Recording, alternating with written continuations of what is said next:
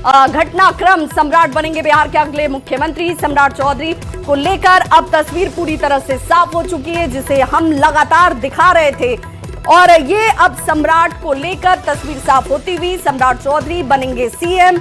अब deputy CM कौन, deputy CM की जिम्मेदारी किसके पास जाएगी, नई सरकार का गठन, सरकार में कौन किस पद पर, किस भूमिका में, इसे लेकर थोड़ा इंतजार कीजिए।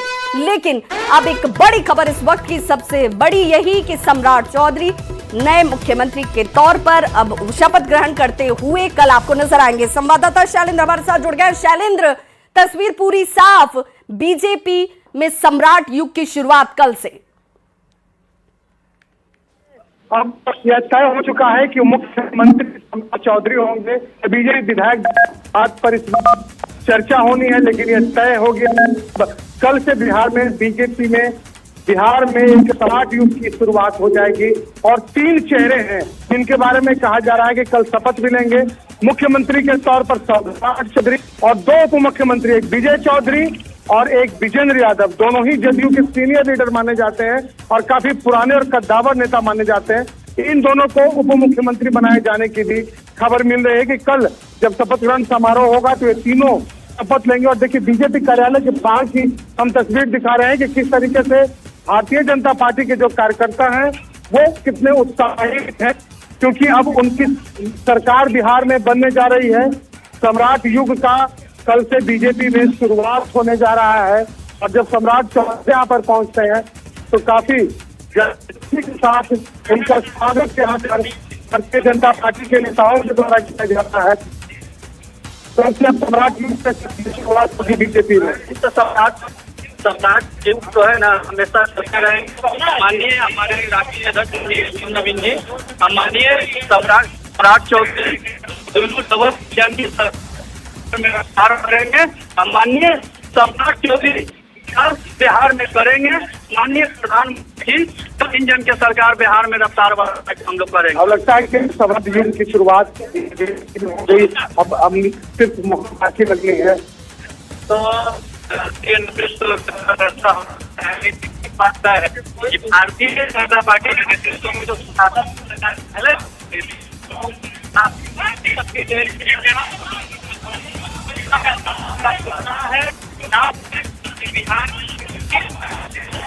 तो बिल्कुल देखिए, इस वक्त की सबसे बड़ी खबर, तमाम बिहार की जनता भी ये जानना चाह रही थी कि अब मुख्यमंत्री के तौर पर किसकी ताजपोशी होगी। तो बीजेपी की तरफ से वो चेहरा सम्राट चौधरी, सम्राट युग की शुरुआत अब बिहार में होने जा रही है, क्योंकि अब इस पर सिर्फ एक औपचारिक ऐलान होना ही बाकी है। बिहार के नए सीएम होंगे सम्राट चौधरी, और थोड़ी देर में जब बैठक की शुरुआत हो जाएगी तो उसकी औपचारिक घोषणा भी हो जाएगी। लेकिन जो बड़ी जानकारी हमारे संवाददाता ग्राउंड जीरो से लगातार दे रहे हैं शैलेंद्र, कि कल 3 चेहरे जिन पर सबकी निगाहें होंगी, मुख्यमंत्री बीजेपी की तरफ से सम्राट चौधरी, और वहीं डिप्टी सीएम 2 पद डिप्टी सीएम के जेठू के पास, जिसमें विजय चौधरी और साथ ही साथ विजेंद्र यादव, दोनों ही सीनियर लीडर, और उन दोनों ही सीनियर लीडर को डिप्टी सीएम का पद दिया जाएगा। और शपथ लेते हुए संभवतः वो भी कल सम्राट चौधरी के साथ नजर आएंगे। ये इस वक्त की बिहार की राजनीति की सबसे बड़ी खबर है। सम्राट चौधरी होंगे नए मुख्यमंत्री और बिहार में नई सरकार का नेतृत्व सम्राट के हाथों में होगा। न्यूज़ 18 लगातार इस खबर को दिखा भी रहा था, और जो सबसे प्रबल दावेदार जिनके पास ये कमान जाने की बात सामने आ रही थी, सम्राट चौधरी उसमें सबसे पहली पंक्ति में सबसे आगे। और सम्राट चौधरी को अब सिर्फ औपचारिक ऐलान इस बैठक के जरिए किया जाना है। डिप्टी सीएम बनेंगे विजेंद्र यादव। बिहार के सीएम के तौर पर बीजेपी की तरफ से पहली बार बतौर मुख्यमंत्री सम्राट चौधरी शपथ लेंगे। कल विजेंद्र यादव और विजय चौधरी की तरफ से शपथ लिया जाएगा। और अंदर की तस्वीरें बैठक को लेकर देखिए, तमाम बड़े चेहरे आपको जरा दिखा रही हूं इस वक्त। देखिए, पहली पंक्ति में अगर चेहरों पर गौर करेंगे तो प्रेम कुमार से लेकर रविशंकर प्रसाद, नित्यानंद राय, तमाम चेहरे इस वक्त इस बैठक में मौजूद हैं। और इनके लिए भी आज का दिन ऐतिहासिक है, बड़ा है। इस लिहाज से उत्सव, हालांकि इसे लेकर, और देखिए सम्राट चौधरी इस वक्त हाथ जोड़कर तमाम सीनियर लीडर्स के साथ इस वक्त आकर उस पहली पंक्ति में बैठते हुए, क्योंकि ये मानकर चला जा रहा है कि अब जब नई सरकार का शपथ ग्रहण कल होगा तो उसमें 2 डिप्टी सीएम पद जो है वो जेडीयू के पास जाएंगे और वहां पर भी वरीयता, वरिष्ठता को सबसे ज्यादा तवज्जो दी गई है।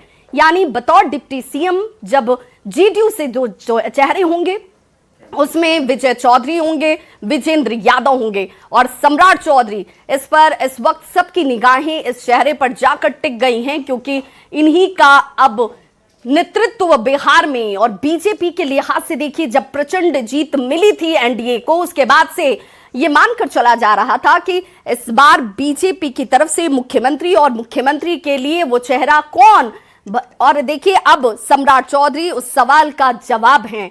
और रवि एस नारायण लगातार हमारे साथ जुड़े हुए हैं, साथ ही साथ रजनीश भी हैं हमारे साथ जुड़े हुए और शैलेंद्र भी जुड़े हुए हैं। रवि, आपका रुख करना चाहूंगी क्योंकि अब जो बड़ी जानकारी आ रही है, सम्राट चौधरी मुख्यमंत्री और 2 डिप्टी सीएम पद जेडीयू के पास,